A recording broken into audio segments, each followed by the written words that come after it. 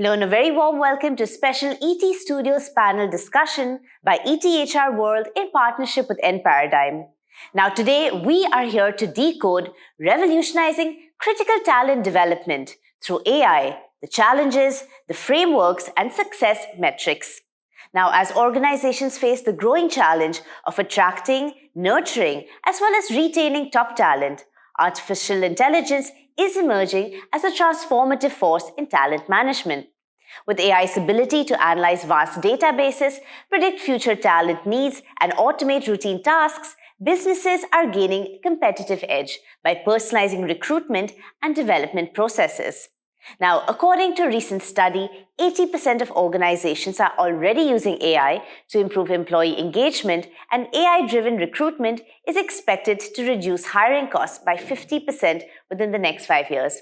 So without any further ado, let's get started with this in-depth panel discussion with an esteemed group of experts.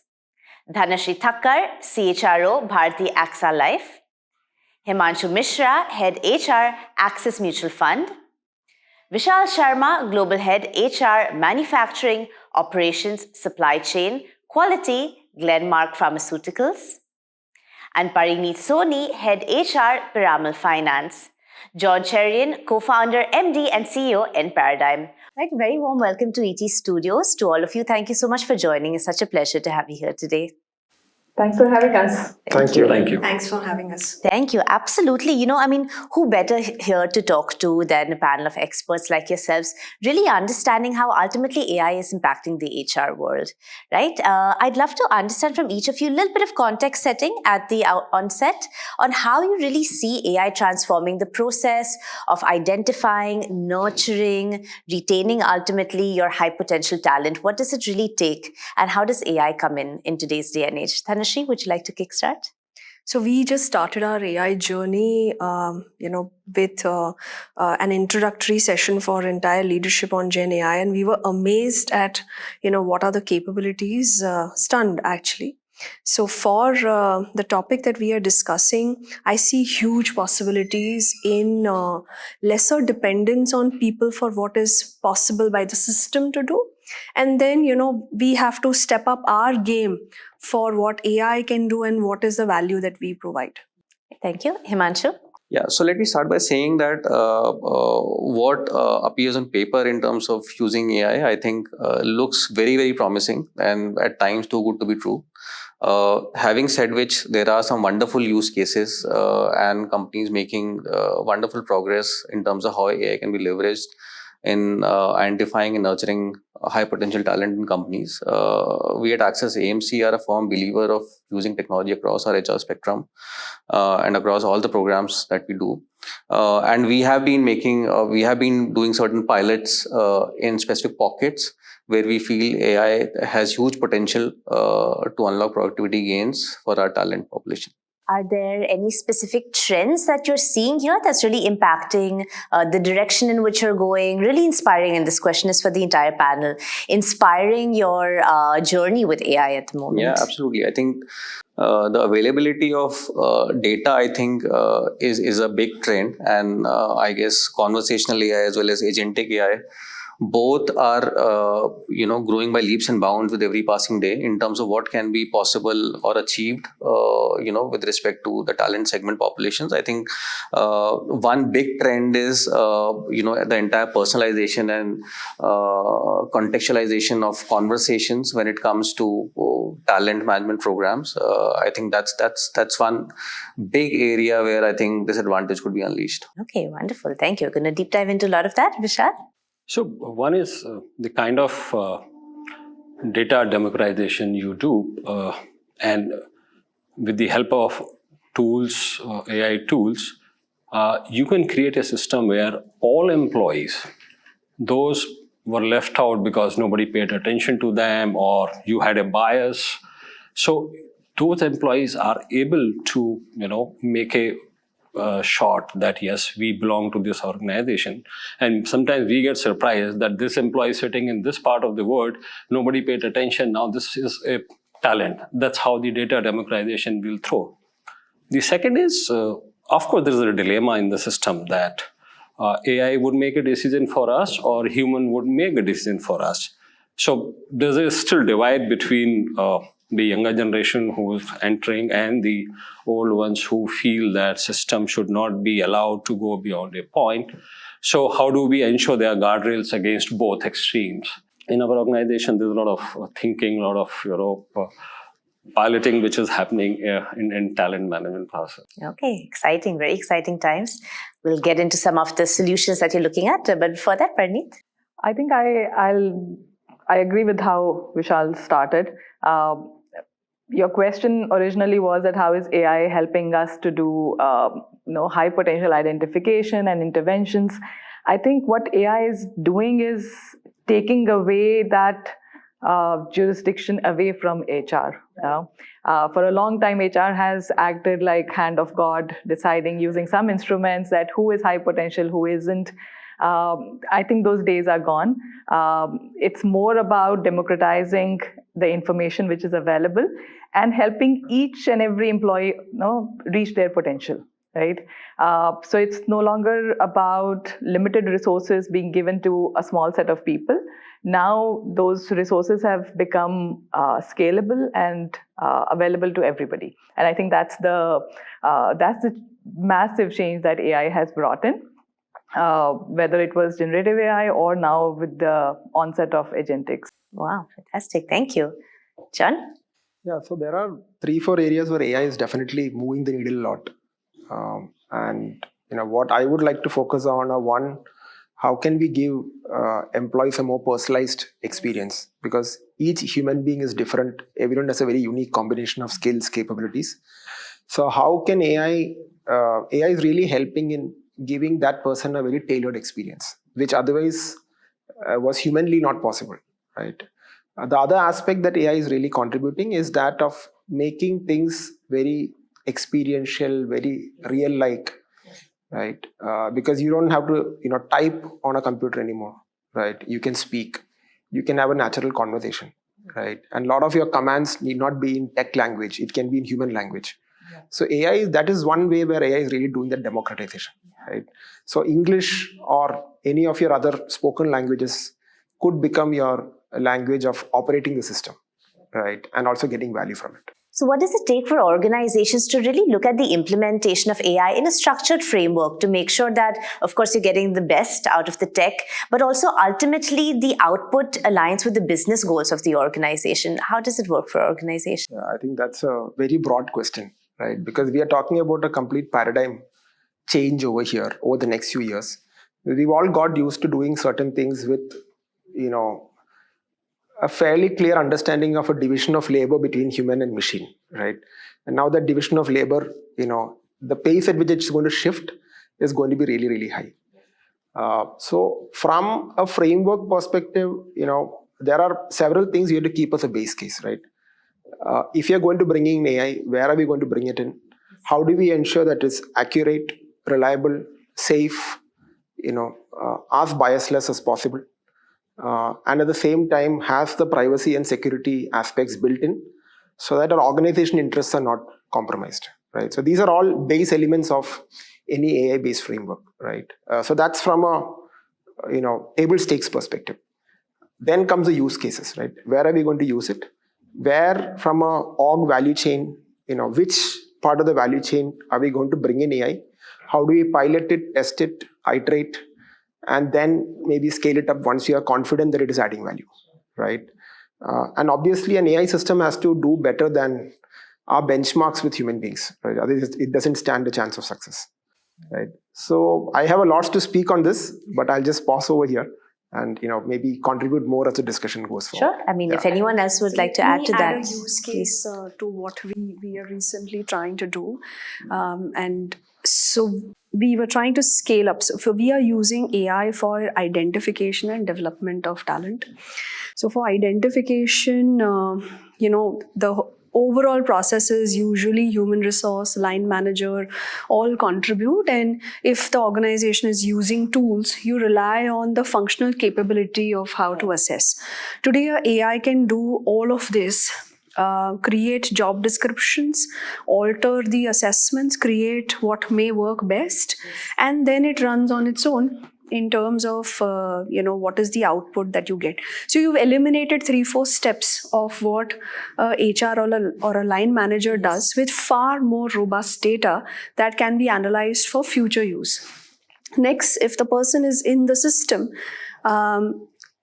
typically in sales or any functions, you start with, role play, how to do a sales call, for example, or there is someone coaching you, guiding you. Say there is this dependence on the manager sort of living up to the occasion and guiding the person, or your training team helping the person close sales calls or help them behave a certain way.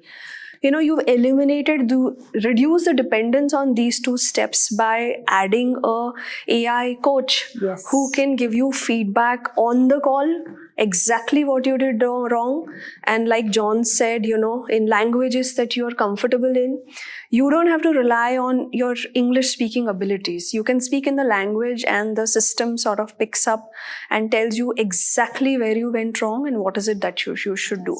Now, what it does for business is it makes people scalable faster, easy to scale. It cuts down that time significantly.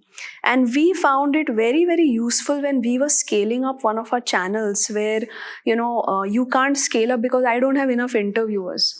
So we've sort of eliminated all of these, and that's what is in the pilot stage right now. Superb. Thanks for that. Himanshu, would you like to share a case study, an example of what's working for you, or some of the innovations out there that you're exploring, perhaps? Yeah.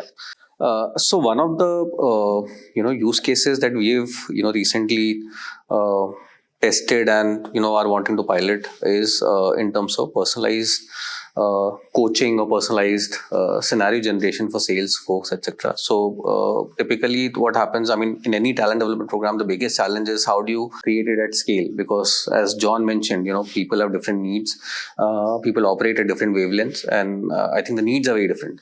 So I guess this is one area where I think AI is offering a huge advantage. It can be customized, it can be tailor-made. Adaptive AI or contextual AI actually adapts itself to how a person is speaking or how a person is learning. You can create personalized learning journeys for people depending on how fast they can learn or how slow they are progressing in a learning journey. And I think this, in my mind, could be a game changer. More in terms of how organizations optimize cost.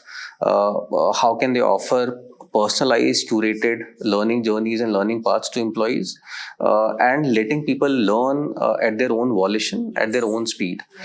So yes, this is an area of interest for us in a big way, and then we are trying to pilot out some use cases as per our needs. Okay, sure, wonderful. Well, to turn the tables a little bit, Vishal, maybe we can get you in here. Surely there are certain challenges as well, right, when it comes to AI adoption for really harnessing high potential talent. Can you take us through just some examples, and maybe the rest of the panel as well would have something to add here? What are some of the difficulties that you face, and maybe any innovative solutions that you found along the way? Any AI tool is trying to do is trying to look at the data which is available at one platform. So first challenge is different systems silos the data and they're not talking to each other. The second is even if you have all the data at one point, what do you do with that, right? What kind of decision making you have when you have all the data in place? Third, there are certain data points which are noise making. They have absolutely no relevance to your talent management process.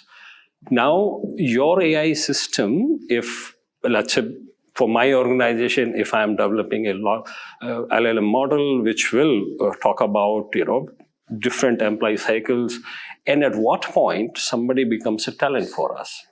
So the assessment to conversation to different roles, this kind of data gives us a lot of insights. But the challenge is some people in the organization would not look at the data. Yep. The first port of call is not data, but the intuition or kind of an authority on your team member. Yes. Right? So I know, what my folks do. So there is a classic tension in the system where some folks would say that, okay, let's use technology to make decisions. And some folks would not use technology. Now, this is a little journey which I think many organizations are to cover that, to converge. The second part is technology will go to some extent, right? How do you interpret technology for your people? How do you generate the trust that this technology is best for us? I'll give you an example where I still, the LMs are learning. 3 years back, I ran a prompt. Tell me the number of states in India starting with U. Okay.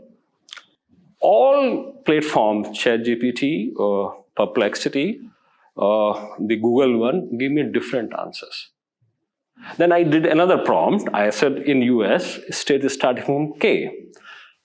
I don't think anybody heard Kamika state in US starting with K. Now the hallucination is going on. But then another problem is when you have a specific model for your organization, it will take some time, right? But then you have to invest in data quality, Absolutely. the structure of the data so that you make decisions, right? So in my view, one is that there is a different set of belief on technology. Second is that technology is trusted. Third, fairness and the transparency. So people who feel that the system has really helped versus who feel the system has cheated, we have not been heard. I think these are the typical challenges we are facing in the organization. Wonderful. I mean, thank you for that. You've really laid out challenges very clearly. I'm sure others would like to add. Yes, I can come in. I think a lot of buzz that AI has created is based on the large language models, which has been built on general information which is available. We've all played with the tools, right? We've asked them curious questions and they've given us creative answers around it. But the use cases which can be used in business, in corporate sense, require that model to be trained on information which is proprietary to that organization, right?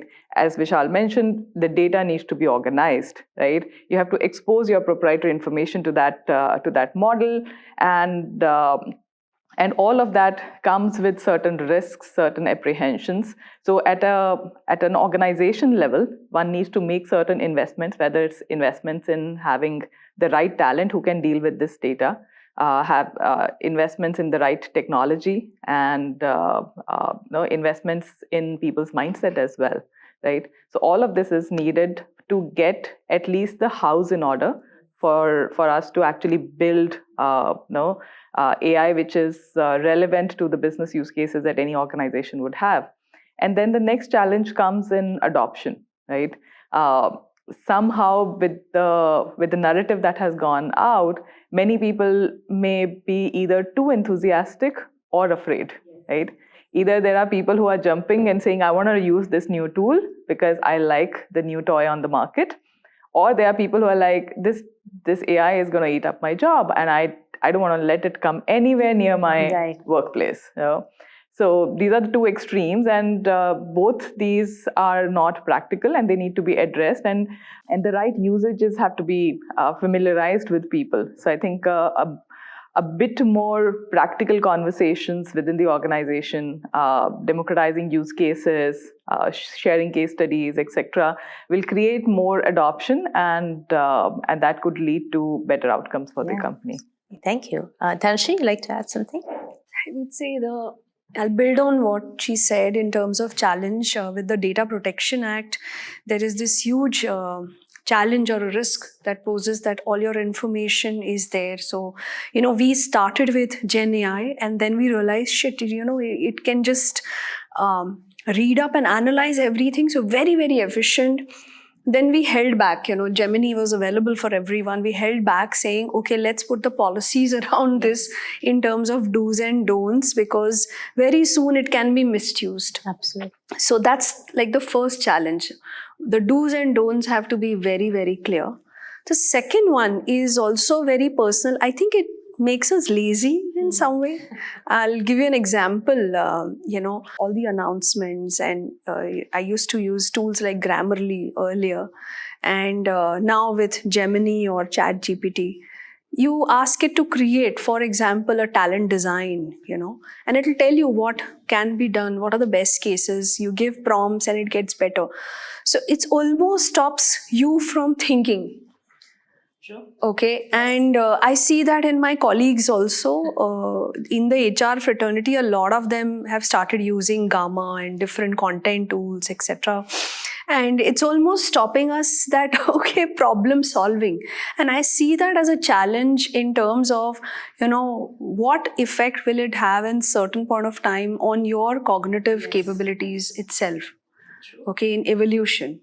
I'm sure, I have a 18-year-old, and for all school assignments, a lot of them use Absolutely. ChatGPT or all these tools. So yeah, absolutely. Things are rapidly evolving. I mean, John, after hearing all these apprehensions, very real, very candid, but very real concerns, of course, that organizations and individuals face today. What is your input here? What is your... Yeah, I think we've heard a lot about challenges, right? So maybe I could talk about the guardrails. What do we do to kind of address any of these challenges? So, for example, on the data security piece, right, like Dhanashree mentioned, what are the do's and don'ts? One of the things that we need to be very careful about is how do we ensure that any personally identifiable information, which goes through an AI system, right, it gets filtered out before it goes to an external enterprise system. Right. So, for example, people talking about specific names, specific customer information, or specific issues, which then comes back and it might create a problem in the future. So there has to be a layer that kind of filters that out before information goes back and forth. Right. So a lot of practices that we build today are that don't allow data to just flow through directly. Take the data, have an automated way of vetting it, and then let it through after that, right? And the challenge today is you can't have a manual way of vetting, right? It happens too fast, especially when you're using tools like, say, conversation AI, for example. It's a real-time conversation. Dhanashree talked about AI coaching. You just can't stop a person from saying what they're going to say, right? But if you have an automated way of maybe filtering out sensitive information, then at least that much gets vetted out, right? Also in the area of bias, right? It's not something that's very easy to solve, right? Because my opinion is your bias, right? And it always works that way, right? But if a group of us come together and agree on what we feel is less biased as a system, and then we hold AI to the same standard, and then keep checking whether AI is able to achieve the results that all of us would have agreed otherwise. Right. I think we all saw that example of Prime Minister Modi in Paris, right, where he said AI can't draw a left-handed person writing. That's a very simple example of bias, right? Because 90% of the data shows people right-handed, right? That's as simple as that, right? So we need to look at all these kind of guardrails: privacy guardrails, security guardrails, bias guardrails. Very importantly, accuracy guardrails. I think Vishal gave a very simple example. That was 3 years back. Things have become a lot better since then. But there are still going to be a few issues. So what we have seen is AI is 99% at the 99th percentile already, right? Which means if you stack up 100 people, AI is at rank number 2, right? So it's pretty good, right, in terms of capability, right? But there's always that 1% chance of some information going wrong. So how do you create maybe like a peer review system where you don't leverage only one AI, but you have multiple, right? And what I see as the biggest challenge for large organizations always is that AI is very powerful, but I'm not able to give it data because I'm worried about all these challenges. So I can't leverage the power of AI, right? So that's a dichotomy. But some of these guardrails can probably give a lot more comfort to leadership. Yeah. Thank you. Very useful. Himanshu, would you like to add something here? Any guardrails, as John is mentioning? What does it take really for organizations to seamlessly create the adoption, mitigate some of the challenges all the panelists have been talking about? So, yeah, I think as John mentioned, I guess, organizations will need to trust AI a bit to solve their problems better as compared to what humans do. There's an interesting fact that AI is already at 99 percentile. And I guess if organizations are using AI with that mindset, I'm sure they will see better results. I guess instead of going all in, the approach that we've adopted is that do smaller pilots, see where it works, how it helps, and then gradually scale up. I think that ensures that you have sufficient guardrails in place to control or mitigate anything from going wrong at scale. If you make smaller errors, you can control them, make tweaks, and then move forward. Yeah, great, very practical. So coming back to AI-driven talent management, really harnessing on high potential talent. Parneet, maybe you can come in here. What does it take really to create a set of metrics? I mean, as Himanshu just said, maybe do smaller pilot programs. But what kind of metrics are you also seeing developing as the tech develops, as the AI develops? How do you really check in whether the efficacy of the programs that you're implementing thanks to AI are working or not? Yep. I think the proof of the pudding is in how many people actually eat it. Okay. Right? So for me, the biggest matrix is going to be adoption and the ease of adoption of any AI intervention that we do for mass learning or for targeted learning interventions as well. For our population specifically, we have a very large distributed workforce across the country.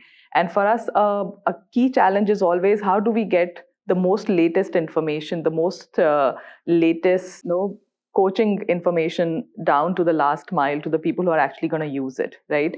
And these are people who are not very fluent in English language. Most of them are distributed across the country. There is no one language which will suffice. It will need to be in multiple different languages, even dialects for that matter, right? And while there's a lot of work happening on Indic languages, but I think there is still a bit of road to be covered when it comes to large language models which are fluent in Indic languages and the multiple Indic languages that we have. So that because of that, adoption becomes one constraint when the language is not compatible with the user.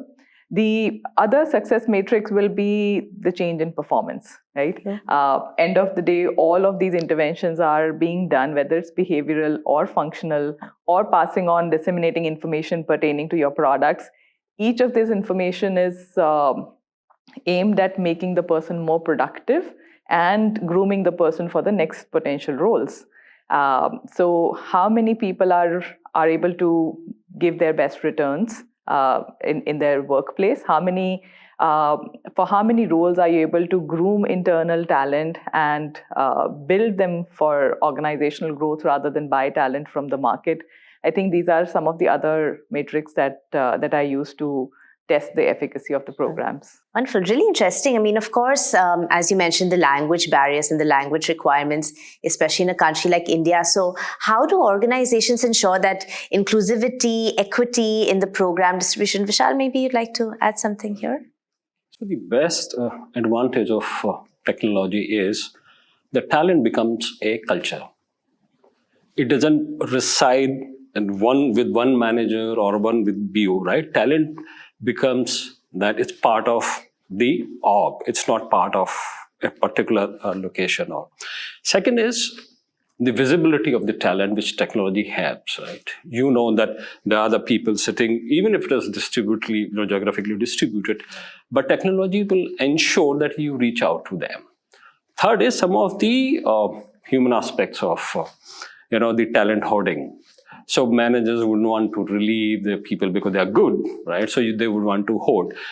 Technology doesn't allow that because it is making those talent visible part of the organization, and that's where it becomes very democratic process. Yes. So each talent has a shot for the next role, for enhanced role, and that's where I think technology is really helping us. Okay.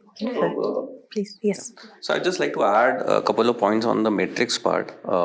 So one of the key metrics would also be how much time is using AI helping me save when it comes to manual processes, and therefore, how is it that I can optimize for how many people are handling a certain process or a program and stuff like that.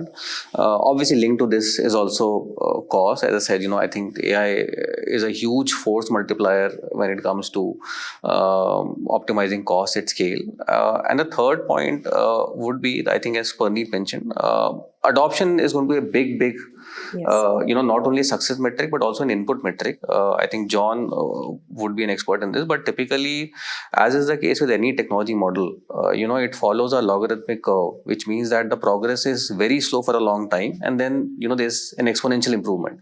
I guess many companies and many people give up in the initial stage because it requires time, patience to stay invested for a long time before you start seeing results. So I think that's going to be a huge success metric. How much patience can companies show in remaining invested and committed, to an AI solution before they start seeing huge results. Absolutely. As you said previously, just companies need to trust the AI a little bit before seeing the results. Yeah, wonderful. Yeah, Dhanashree? So I would say I would add to what Parneet and Vishal both said in terms of first to get the buy-in. I think it's important that how much as HR can you convince your CEO or the leadership team total to make this an organizational initiative. Yes. It can't be something which is in pockets. Okay, otherwise it will fail there itself. Second is, of course, the ask for any CEO would be efficiency. So, as he said, that it's about how fast can you go to market? Okay, how fast can any person be productive? One is, of course, let's say the HR processes. Second is in terms of overall productivity, how does it change? Which translates into reduction of costs. Okay, I think these are three parameters in terms of which are business parameters that we have to start speaking of. Yes. To understand buy-in. If these three are very clear, understood, the uptake is very, very fast. Yeah, sure. So I feel this is something that we have to solve, and if this is there, then I don't think there'll be a struggle in the buy-in and people will make it happen because it's been used in different use cases. I think HR is a little late to the game in terms of coming onto these cycles, but a lot on the consumer side is already happening. Absolutely. It's no longer a question mark today. Wonderful. Well, thank you all so much. Let's start bring this conversation together, start a round of closing comments, because of course what's really coming through is no matter what technology is on the table, the human touch is also indispensable. So love to hear from each of you, understand how at the end of the day organizations can really look at creating that balance of the tech, everything that AI has to offer today, in the future as well, but still keeping the human touch alive when it comes to giving the best opportunities for talent. Dhanashree, why don't you kickstart? So this question really keeps me awake and thinking, because no matter what, if you have to stay relevant, which is you have to upgrade yourself. Let me give you an example. So my career has been in talent management, OD, HR, etc. Today, whatever expertise that I have, or tools that all of us can think of, an AI tool can give you those tools. However, the value that I bring or a human being can bring is, understanding, let's say, how John is feeling, how Vishal is feeling, and being able to relate to it, then something which comes from the system that this is what works. So I think a human being's ability to stay relevant is about, for talent, is strengthening these observational capabilities. Also the emotions of what someone may be feeling and what is appropriate for that minute. That's Absolutely. Not a prompt. Yes, that's so okay, true. I have to. So that's the human prompt which stays. Yes. And I feel that's the value that will continue to be there. Wow, wonderful. Thank you for that. Himanshu? So the way I would like to articulate is that there is no other way than having that balance, because AI and human touch are both complementary. Yes. What one can do, the other cannot do. And I keep telling this to my team that many people perceive of AI as snake oil. It cannot cure everything or all the problems that you have. You got to work with AI to make it happen. Artificial intelligence cannot empathize. It cannot emote. And one of the challenges with AI is also that it serves like an echo chamber. It will give you what you want, but will never challenge you or contradict you or unleash human potential, if we are talking of talent potential, etc. So yes, I mean, that balance has to be maintained. I think for that, what needs to be done is, the HR practitioners need to go back to what they are best at, which is, to emote, empathize, work with people, understand their issues, etc., and use AI where AI, works best, which is to solve problems at scale, automate tasks, analyze data, so on and so forth. And I think that's when you get the best output from the human plus AI combination. Sure. Wonderful. Thank you. Vishal? So I think predictability is something which helps us in bringing that human angle. So you have all the data which would suggest, if you have really harnessed the data, that this person may be or may not be good for this role, right? Now you have the data, you have the predictability from the system. Then you need to have those conversations, why you are successful, would be successful, why you would not be successful.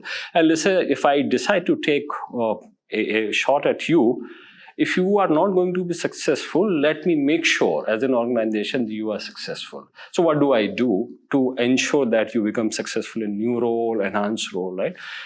That's how the human... See, you have all kinds of data sitting in the organization, right? How do you use that data is something which you need to decide, whether it is AI technology or something else, or simple, you have statistical methods, right? Which will give you some idea. If those are balanced with your conversation, your feedback, and some commitment from the organization that we are with you, right? Either help in terms of coaching or any kind of support, then it works beautifully well. But if it is lopsided, you don't harness the data, or you don't provide that ecosystem of support and guidance, I think that's going to be a problem. Absolutely, yes. Thank you. Parneet? When I think about the balance between human and artificial intelligence, the way I articulate in my head is that end of the day, all of us have a customer that we are serving, right? A business may be serving an end customer in the market. HR is serving the internal customer, which are the employees.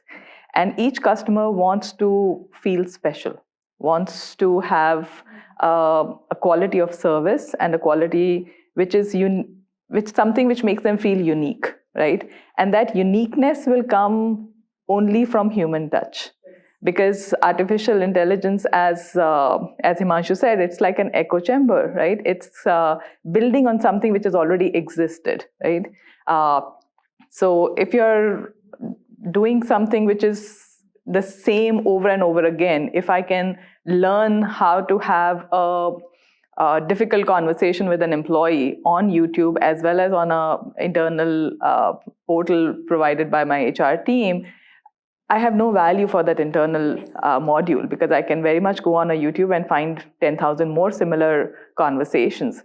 So creating something which is unique and relevant for your employees, something which is unique and relevant for your end customer will come only when AI acts as an assistant to human, right? A human who can empathize, a human who can understand what is the context in which the organization is operating in and accordingly modify.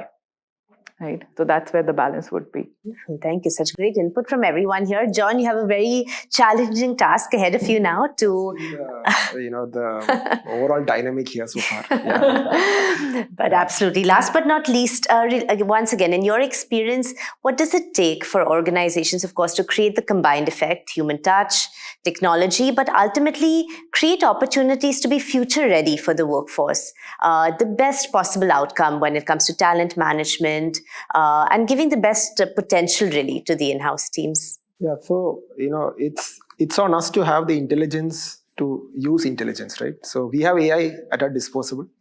Now, how will we leverage it? That's really the question for all of us, right? And just summarizing what all the other leaders here said, the contextual understanding, the domain understanding, and the decision-making responsibility still stays with the human being, right? So we can't say that, no, the AI said, take this decision, so we took it. It doesn't work that way, right? Finally, and a lot of decisions, especially when we take it in a large company, the success of the decision is not only about the quality of the decision, it is also about the person taking it and their intent to make it successful, right?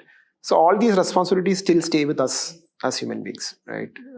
So AI can be a good assistant, a tool, a great tool to make us more effective. But as of today, the bottom line still stays with us.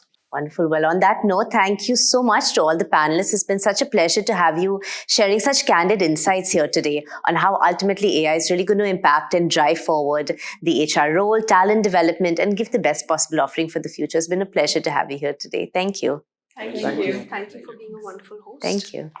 All right, that's all we have for you in this episode. As AI continues to reshape the future of work, the key takeaways today highlight the importance of strategic adoption of the right frameworks to maximizing success. Thank you for tuning in, and we hope you found this conversation valuable as you navigate the AI-driven evolution in talent development. Stay tuned for many more such conversations. Until next time, many thanks for watching.